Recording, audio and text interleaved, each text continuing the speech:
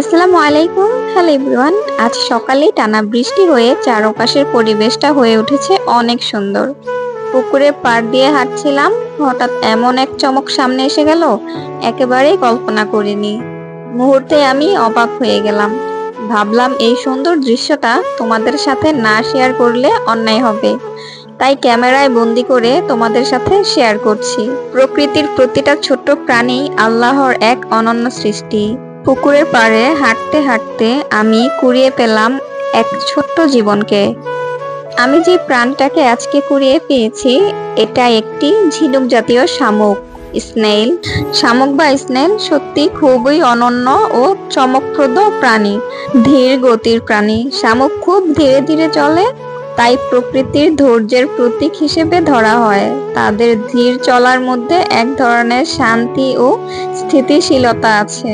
কিছু দেশে শামুকের সৌন্দর্য ও ত্বক পরিচর্যার জন্যও ব্যবহার করা হয়। শামুকের লালা ত্বকের পুষ্টি বাড়াতে সহায়তা করে। শামুক মৃত পাতা ও উদ্ভিদের অংশ খায়, তাই প্রকৃতির রিসাইক্লার হিসেবে কাজ করে।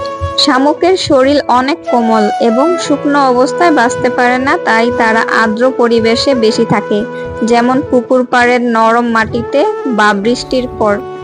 শামুক মূলত উদ্ভিদভোজী। তারা পাতা, ঘাস, শাকসবজি খেতে পছন্দ করে। তাদের ছোট ছোট দাঁত আছে, যা দিয়ে তারা পাতা খোঁচাখুচি করে খায়। শামুকের খোলস তাদের নিরাপত্তার জন্য।